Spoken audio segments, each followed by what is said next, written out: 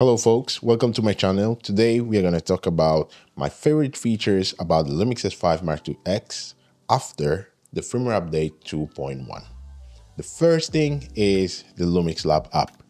Finally, we get the LUMIX Lab app for our S series cameras. And I'm so pumped about it because it really is a cool app. Unfortunately, we don't get all the whistle and bezels that the S9 got with the newer firmware update, which I think it's a little bit of a bummer, but we're going to talk about that a little bit later in the video. But what else came with the LUMIX Lab app is the 39 possibility of LUTs, the stacking of LUTs that we have in the real-time LUTs, and those two features are going, of course, hand to hand because you need to have a huge library of LUTs to be free, to have that freedom to be able to okay, I can choose this and then stack this under, and then you have even the freedom to for the opacity, right? So you can tune down a little bit one LUT and then tune up a little bit the other LUT, and it's just really a cool feature. It's not a feature that I'm going to use a lot personally because I just like slapping on my LUT, just film like I'm doing now, and just film without really putting one LUT and then the other LUT. But as creative use, it's a really cool tool. And because of this, it comes with this amazing feature where there are a bunch of creators already that have created their own LUTs, and you are able to use these LUTs on your own videos, and that's super cool. So if you have your favorite creator and he has created a LUT for the LUMIX Lab app, you're able to go there, look for him, search him, take the LUT, slap it in your camera, all for free, and able to use it. And that is amazing. And I actually have done it too. I have downloaded, for example, a LUT from Sam Holland, for example, and it's amazing. It's beautiful. And then I have downloaded a LUT, I think, from Josh Cameron too, but for pictures, not for videos. And that's the thing. You can have some for pictures, some for videos, and it's super cool because they write down below what is basically what they used. So they used, for example, the standard picture, they used, for example, vivid pictures, they used, for example, vlog in video, so that okay, he actually shot in standard, so this LUT will work best if you use standard. You understand what I mean. So that is amazing. But the second thing I really loved about all of this firmware update is the monochrome, the Leica monochrome. I know that everyone is raging and super happy about it. Everyone is so hyped about it, and now I understand why, because it's just beautiful. It gives I can't explain. It's not a normal black and white color. We all know it's from Leica, so there is something special, there is something beautiful from that images that they have. So I'm just happy that I have it. I'm actually going to shoot more on it in winter time because in Finland it's gonna get pretty windy soon. So I'm pretty happy now that we have it, and I'm going to for sure use it a lot and share it on my social media. If you don't follow me there, look down below and I'm going to see you there. The third thing that I really loved about this firmware update is the DMW XLR2. Now we are able to use the XLR2 on our LUMIX S5 Mark II, S5 Mark II X, and S9. Oh, sorry. No, not S9.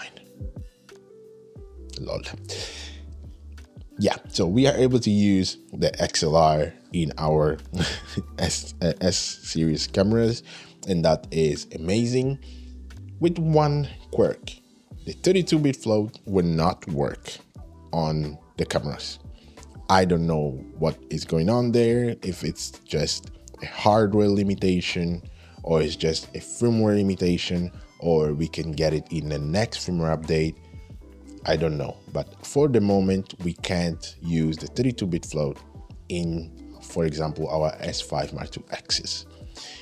That's a bummer. It would have been super cool if they would have like allowed it somehow to actually work, but no.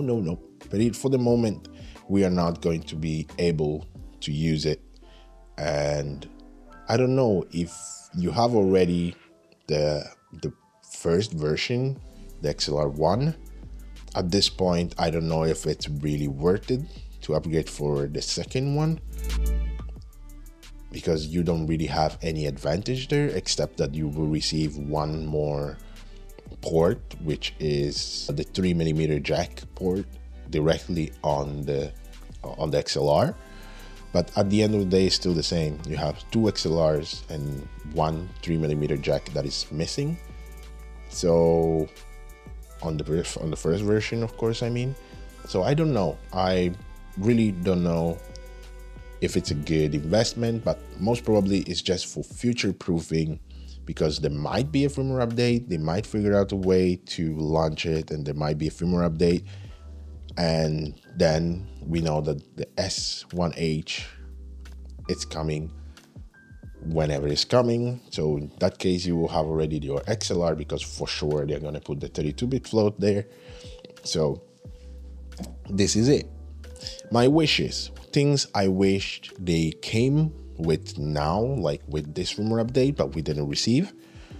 So I hope we will receive them in the next firmware update. For example, the multiple frame markers. That is something I didn't understand why they just released it in the S9, because this is a feature that pros we need more than normal like content creators, because the S5 Mark IIX is literally their pro full frame camera in this moment, the only one that has face detect autofocus. The S9 is a creators or content creators camera. So I don't know, it's a feature that it made more sense if the S5 Mark II and the Mark IIX actually had it. But well, we didn't get it for now.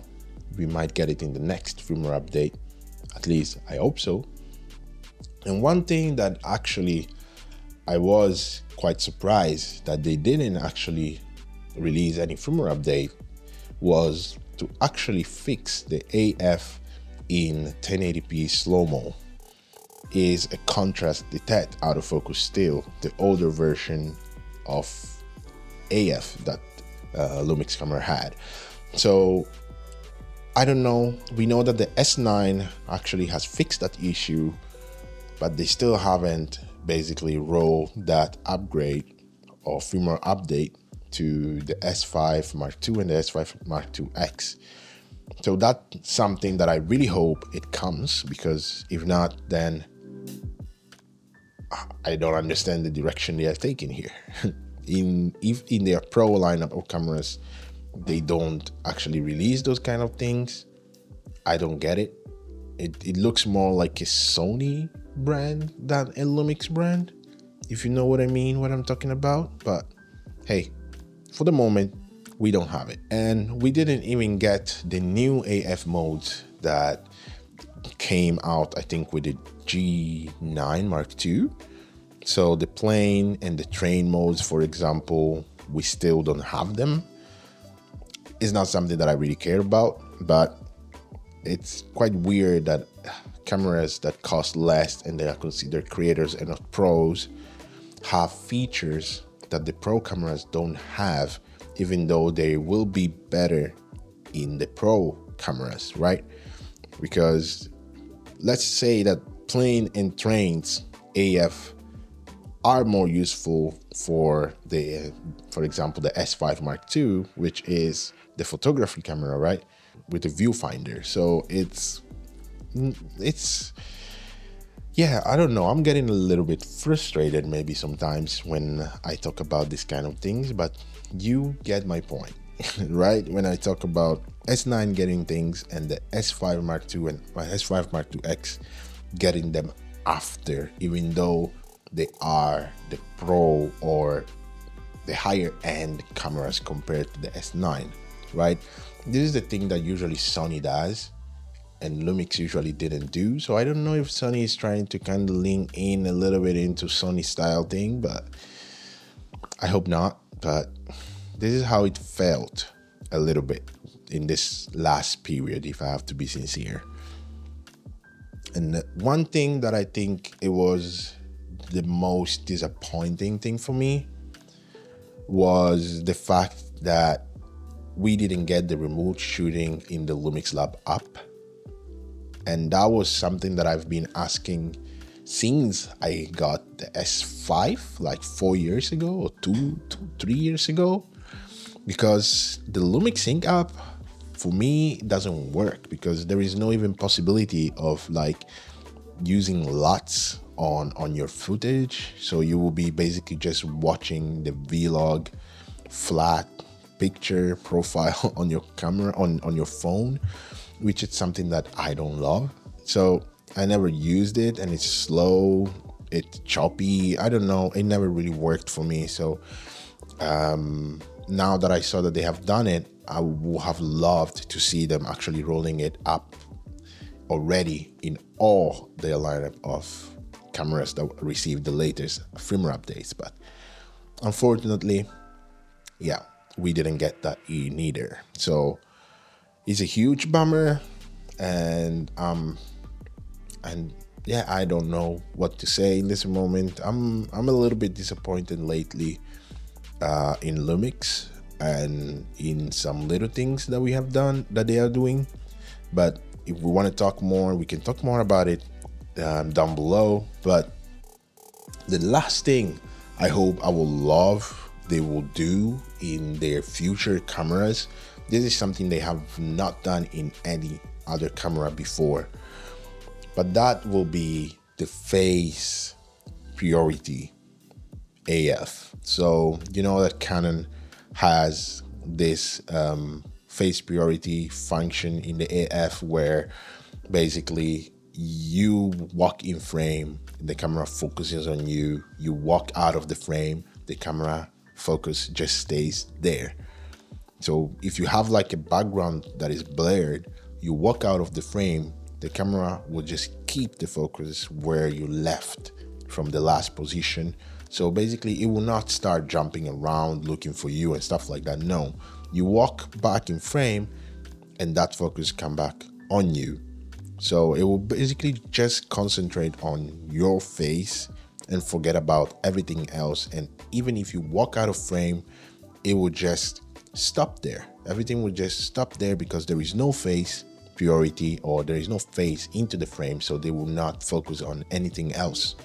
And that would be really, really cool as a feature to have, right? So I hope Lumix will deliver something like that soon. But let's have a chat. Wow, that's long. Let's have a chat down below. I'm sorry, I'm a little bit sick, and it has been pretty hard period.